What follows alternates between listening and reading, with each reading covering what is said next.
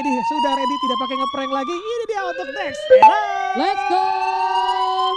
Nextera di round terakhir. Kenapa enggak benar tadi ya prediksi gue, harusnya bermuda nih. Wah, garis pesawatnya benar-benar sangat luar biasa adil sekali ya. Harusnya kalau misalnya kita berkaca di 3 round sebelumnya yang garis pesawatnya ada di tengah sih early fight agak sedikit minim terjadi. Cuman ada aja yang iseng kayak lempar satu temennya buat cek-cek ke cross check yang drop zone orang gitu tuh mungkin masih bisa terjadi. Tapi untuk early fight yang cukup krusial sih harusnya enggak ya kalau garis pesawatnya kayak gini. Betul, dan kalau kita melihat kali ini dengan arah pesawat yang sekali lagi cukup aman, sentosa, bahagia, tinggal pembagian aja nih yang nantinya akan cukup tricky. Lagi-lagi tim Fagus bakal berada di Mortal Ruins, kemudian Raston bakal diisi sama Genesis Dogma, Dewa United juga berada di area Twin Bridge. Ini dia pilihannya ada 3. Apakah tim Fagus mau bergerak ke arah Raston lagi atau tim Fagus boleh nabrak ke area Dewa United sebelum nantinya mereka ditabrak. Karena kalau kita berbicara open fire, di sana udah mulai dibuka antara Dewa United dan juga tim Fagus yang sudah sama-sama saling tahu. Namun di sisi lain juga ada Indostar dan juga Kagendra yang sudah saling paham kali ini. Ya, mereka udah saling notice keberadaan satu sama lain ya. Tapi ternyata serangannya masih ditahan gitu aja. Gue rasa cukup bijak untuk kedua tim karena mereka juga terhalang beberapa compound yang mereka tempati. Jadi belum tentu jelas ada positioning yang ada berapa orang gitu, di mana gitu. Jadi keputusan untuk menahan pergerakan itu cukup baik. Di sisi lain ada Indostar kali ini nggak bisa tahan pergerakannya, ternyata ada 18 Gear yang berhasil pick off 1 player dan membuat mereka mendapatkan 1 poin eliminasi kali ini.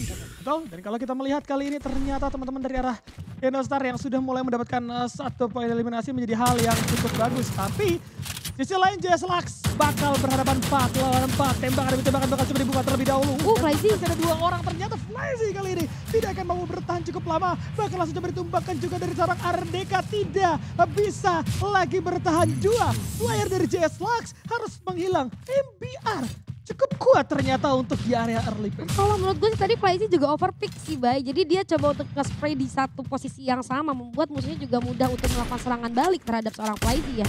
Jadi nggak aneh kalau misalnya MBR bisa ngebalikin keadaan. Karena tadi Flyzy nembak di satu tempat yang sama terus. Betul. Jadi akhirnya gampang untuk dikasih serangan balasan. Dan ini menjadi 3 poin eliminasi yang disecure oleh teman-teman daripada MBR Epsilon. Dan ini menjadi satu advantage tentunya untuk mereka. Dari segi jalur rotasi mereka akan sedikit lebih aman. Yes. Jelas ini akan memudahkan untuk mereka untuk melakukan pergerakan rotasi. Tapi kalau kita berbicara pertempuran di daerah early, pastinya bakal ada yang terjadi lagi. Karena lihat kawan-kawan dari Onyx Olympus akan segera hadir. Informasi sudah mendapatkan dan Gare. Lemparan granatnya begitu matang. Membuat 1 orang Rehan kali ini harus terjatuh begitu saja. Diselesaikan dan bisa untuk dibangkitkan kembali dari Rehan. MBR mau tidak mau harus melepas terlebih dahulu. Tidak ada UAV Light juga yang bakal coba dibuka. Jacknya ada di atas. UAV Light ditambah posisi high ground yang dimiliki sama seorang Jack. Ini MBR sih bisa di absen 1 persatu ya. Apalagi kalau tahu ternyata MBR mutusin untuk bermain secara terpisah. Artinya yang dekat bakal coba ditempel, yang jauh dikejar pakai Portal Go. Tapi ternyata di sisi jauh Besto berhasil menembakkan ke arah seorang Gardu. Sedangkan untuk di jarak yang dekat akan dikurang dengan adanya Glue. Kiba kali ini menunggu di luar kamar. Sudah ada 2 player juga yang datang. 1 strike bakal coba dimaksimalkan tapi tidak akan cukup untuk menumbangkan 2 player dari Onyx sekaligus. Dan justru dari seorang Madela yang harus kandas kali ini. Wah, gue suka banget sih sama Kiba ya. Dia tahu musuhnya cuma ada 1 tapi dia respect dan dia nunggu temennya datang dulu buat melakukan serangan langsung terhadap musuhnya. Itu bagus banget ya untuk seorang Kiba. 1 poin eliminasi berhasil dikantongi kembali. Namun kita move kali ini ke arah POV daripada tim Kagendra yang sedang menghadapi kumpulan dari Evos Divine. Dimana ada seorang Raf mencoba 1 tembakan namun nampaknya gagal. Dan malahan berbalik ke arah dirinya menyisakan JRTG saja kali ini yang baru hidup. Aduh, ini mau ngapain JRTG? Sendirian, gak ada vision, gak ada backup dari teman-temannya, no resource sama sekali. Ini akan menjadi PR yang cukup berat untuk seorang JRTG.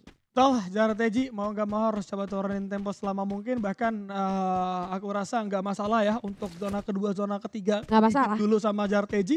At least dia bisa dapat momentum untuk menghidupkan kembali kawan-kawannya. Karena itu yang dibutuhkan oleh Kagendra sekarang.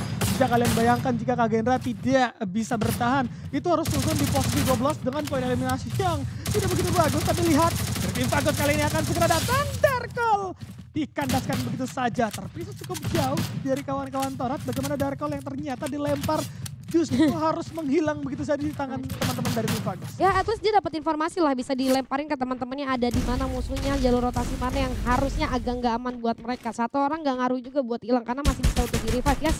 Baru juga gue bilang Ikal akhirnya berhasil menghidupkan Kapten Darko. Kali ini ada UAV Light juga sudah diaktifkan.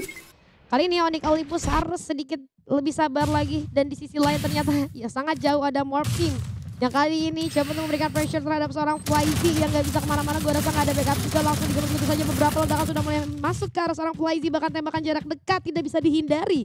Sehingga Flyzy pun lagi dan lagi harus dipulangkan dan dihidupkan kembali, bolak-balik ya. Betul, nggak apa-apa. JS Lux kali ini at least masih utuh berempat. Karena itu yang mereka butuhkan untuk di area late game. Ingat objektif kalian harus menjadi orang ketiga, hindari pertempuran sebisa mungkin.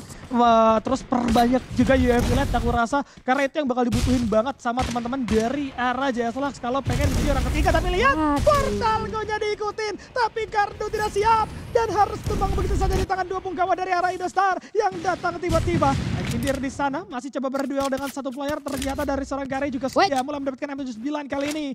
Coba untuk menghajar beberapa player dari arah Indostar. Kocel di sana udah mulai memakan damage. Ditembak lagi, rasa harus terkena. Bahkan ditumpahkan dari seorang Kocel. Coba untuk diselesaikan, namun belum sempat keluar tepat waktu. Membuat dari Gare tidak mendapatkan apapun. Kali ini bahkan justru Gare yang bakal coba dikejar. Coba satu jam saja dilakukan dan berhasil. Lagi dan lagi dengan M79. Walaupun pada akhirnya ternyata di sisi kanan ada Extindir yang membuat dari seorang Gare harus hilang begitu saja. Wah, 40 rem 79 dari seorang Gare sih lumayan ngerusuhin ya. Tapi walaupun begitu sayang sekali dari Gare yang seorang diri itu tidak mendapatkan backup dari siapapun. Sehingga akhirnya Gare yang harus ditumbangkan. Namun di sisi lain kita lihat Dewa United Esports cukup kewalahan. Bion pun terjatuh bahkan berhasil ditumbangkan. Darko menyusul kali ini 3 player daripada tim Torat harus bersusah payah. Ada Flash Freeze juga menilai pergerakan daripada teman-teman tim Torat. Ada beberapa global yang cukup menghalangi. Namun kali ini temponya diturunin dulu karena mereka udah kehilangan seorang Darko. Jadi mereka nggak bisa terlalu buru-buru dan gue yakin dari tim Torat decide untuk mundur aja karena secara posisi mereka nggak cukup baik. Ini terlalu open buat mereka dan mereka juga nggak ada Darkol ya. Betul itu dia ya yang jadi masalah sebenarnya. Tapi kalau kita melihat dengan tidak adanya Darkol, bener-bener nih Torat harus main bersamaan karena menurut gue kalau sampai Darkolnya nggak ada terus mereka main mencar, ini bakal jadi fatal untuk mereka. Darkol berhasil di depan kembali juga, tenang saja masih bisa regroup lagi. Begitupun dengan Kak Gendra. Akhirnya Jarteji mulai mengumpulkan teman-temannya kembali. Tapi kalau turunnya di daerah keberadaan Torat yang mana 3 orangnya memiliki resource penuh, ini akan membuat dari Kak Gendra hanya mengabsen diri saja dan memberikan pundi-pundi poin eliminasi terhadap teman-teman dari Torat itu sendiri. Sedangkan JS Lux harus bermain di area pinggiran. Gravelove coba untuk mereka kuasai lagi seperti next era sebelumnya. Dan sekarang sudah ada penghuninya, yaitu EVOS kali ini. Langsung masuk ke arah seorang Ardeka. Bahkan begitu saja portal itu juga coba dibuka terlebih dahulu. Masuk 2 punggawa JS Lux. Mau tidak mau harus menghindar dan turun terlebih dahulu. UAV Light sudah mulai dibuka. Informasi didapatkan 2 player yang tersisa berada di area bawah kali ini, Julie. Dejavu ya, udah ada lagi yang bermain dengan cara seperti itu dan EVOS Divine nampaknya cukup memaksimalkan dengan cukup baik. Udah ada 6 poin eliminasi dikantongi. Kali ini UAV Light juga sudah dinyalakan. Kali ini harusnya membuat EVOS Divine agak cukup lebih mudah lagi untuk men-steal posisi daripada musuh-musuhnya. 1 player lagi berhasil ditumbangkan kali ini oleh EVOS Divine. Namun masih belum berhasil untuk di ending ya. Masih 6 poin eliminasi. JS Lux kali ini cukup kesulitan dari awal sampai akhir dan bahkan menjadi tim pertama yang harus pulang ke arah lobby. 8 poin eliminasi untuk EVOS Divine. JS Lux udah 3 kali tadi ya untuk melakukan revive terus-menerus. Tapi sayang sekali mereka gak ada hasilnya. Bertahan, yes itu dia yang sangat-sangat disayangkan. Justru balik ke arah Gravelove membuat mereka juga jadi santapan untuk teman-teman EVOS Divine. But it's okay, usaha yang bagus.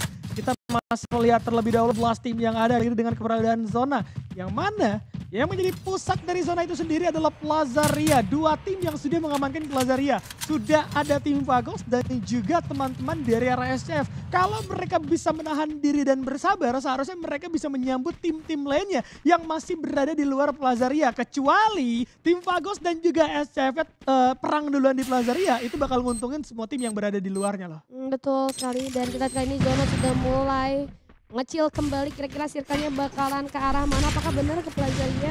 Kayaknya enggak. Aduh mama, zonanya nggak enak banget. Tapi ada Azil yang enak banget ternyata menghilangkan seorang Genesis Dogma. Orang terakhir dari Genesis Dogma maksud gue dan di posisi ke-11. Tapi ini bahaya banget. Circle sekecil ini masih ada 10 tim yang tersisa. Dimana kita lihat dari Onyx Olympus nampaknya mendapatkan posisi yang cukup baik. Namun dari tim Torat gak enak banget posisinya karena Onyx Olympus dapetin ground yang cukup tinggi. 1 kepala sudah mulai terang oleh seorang Kiba.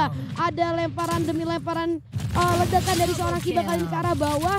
Masih belum terlalu efektif tapi lumayan membuat teman-teman tim Korat kesulitan. Tapi dari tim Onyx Olympus dengan 4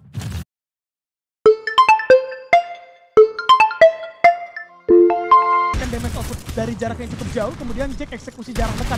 Itulah Onyx. Tapi kita akan melihat di dalam pertempuran yang tadi di sisi lain. Ada tim Vagos kali ini yang coba menabrak dan Mob berhasil mereka begitu saja kali ini. Satu penggawa bahkan dua anggota dari arah tim Vagos menghilang.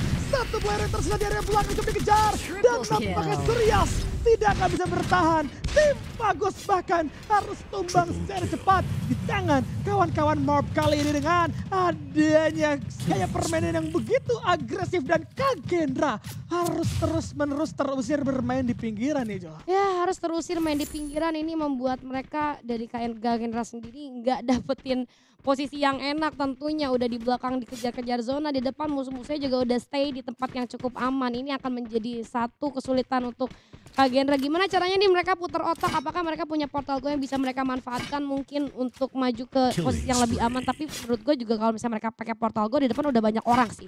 Itu harusnya mereka harus lebih siap lagi kalau misalnya mau pakai portal go. Tapi di sisi lain dari tim Onyx kali ini coba untuk memberikan gempuran lagi terhadap MBR, satu player itu Besto. Ternyata harus hilang.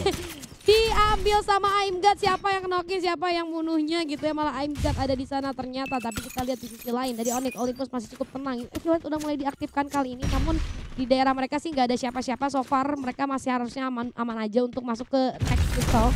Dan dari sisi kiri kita lihat udah ada banyak tim yang siap untuk masuk ke dalam circle juga, salah satunya itu Kagendra ya. Ya itu tapi nggak aman-aman banget sih Onyx, karena lihat di kanannya tuh ada teman-teman dari EVOS. Kalian bisa lihat ya bagaimana ternyata EVOS menunggu. Tadi udah ada Aimgut yang menggunakan snipernya, bahkan di depannya ada Indostar yang menunggu.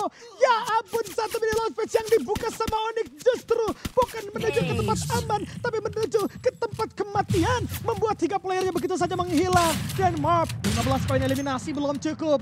PR di sisi kanan bakal coba diabsen oleh mereka. Lihat dari serangan Cibeng kali ini cukup fokus terlebih dahulu untuk menghajar siapapun yang terpantau secara jelas. Rehan coba untuk bersembunyi, tapi nampaknya dari serang Vault akan terbakar dengan hawa dingin dari Flash Freeze yang nyatanya mampu menumbangkan ke arah serang Vault. 16 poin eliminasi ditambah lagi nampaknya Marv kali ini benar-benar begitu agresif. 4 anggota masih tersisa, portal go bakal coba dibuka begitu saja dan langsung mengamankan satu portal yang kali ini bahkan Dewa bakal coba di absen, tapi di sisi lain ternyata ada kawan-kawan dari RF yang berhasil masuk ke dalam rumah EVOS walaupun pada akhirnya pun harus tumbang begitu saja di tangan kawan-kawan Onyx yang menjaga satu anggota dan Jarteji datang mendapatkan momentumnya. Wah nice banget ya EVOS Divine tadi setelah mendapatkan SCF mereka langsung pakai portal go, langsung move lagi ke arah depan karena mereka nggak bisa berlama-lama diam di sana, circle-nya semakin mengecil lagi.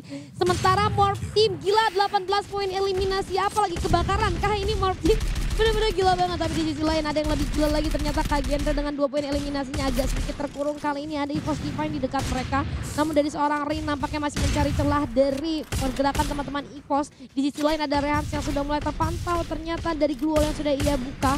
Dan Raf masih mencoba untuk mencari Rehan. Aduh langsung aja itu kepalanya kena. MBR Epsilon pun harus hilang di posisi ke-6. 5 tim tersisa kali ini, namun tidak baik posisi untuk Kagendra sendiri. Kenapa di depan udah ada penumpukan yang terjadi yang mau gak mau harus mereka lewatin. Sementara Cibeng, kita gak akan tahu Cibeng bakalan fokus ke arah mana. Tapi posisi Cibeng sih oke banget kalau buat gue ya. Betul, justru posisi dari Cibeng ini yang nantinya banyak membantu kawan-kawan Mob. Karena bertempur di area yang sama, kawan-kawan dari Mob harus berkumpul secara bersamaan kali ini. Tapi Tara juga harus tumbang di posisi yang kelima. Jadi masih berkumpul di satu rumah yang sama, mau keluar ada Cibeng yang menunggu. Jadi serba salah juga posisi EVOS. 14 poin eliminasi sudah mulai dikantongi kali ini. Ternyata EVOS pun cukup bergalak, mengamuk bersama dengan kawan-kawan Morph kali ini. Star di sisi lain juga masih utuh dengan 4 anggotanya. Lihat dari serang Maal, lihat keberadaan dari serang Aimgut yang berada di sisi atas. Duel bakal terjadi. Ragam baru launcher juga bakal coba dibuka, memberikan tutup pressure. Membuat dari serang Aimgut harus turun. Kalau EVOS pecah perang terhadap Indostar, ini yang untung bahkan. Ada kawan-kawan Mob, lihat dari serang Azrael yang keluar dari rumah tersebut dan berhasil mengumpulkan pundi-pundi poin eliminasi tambahan. Di sisi kiri EVOS bakal coba di absen, di sisi kanan ada Indostar yang coba diganggu juga oleh teman-teman Mob kali kali ini Julia. Waduh, dari sisi atas ternyata Maal dengan vision yang cukup jelas dan cukup baik kali ini coba untuk menatakin teman-teman yang ada di bawah, musuh-musuh yang ada di bawah maksud gue. Dan dari sisi bawah ada Azriel dengan charge masternya menembak 2 orang, 1 pun terjatuh begitu saja. Tidak ada backup daripada musuhnya. Ini membuat seorang Azriel jadi leluasa dan Kageren harus finish di posisi keempat. 3 tim tersisa kali ini dari sisi EVOS. Coba untuk mengambil ini belakang dari bagian Morph, di mana 1 orang dari tim Morph pun hilang begitu saja. 5 poin eliminasi. Oh my god, Morph Team 17 poin eliminasi dari EVOS Divine kali ini. Ada 1 jam dari seorang I'm God menutup perjalanan dari Indostars. Ini dia akan terjadi duel antara tim EVOS dan juga tim Morph. Kali ini ada seorang abang yang berhasil terjatuh. I'm God terjatuh seorang diri tapi masih ada respon yang cukup baik. 1 jump shot masih belum membuahkan hasil. Namun sayang sekali I'm God pun berhasil ditumbangkan. And this is it.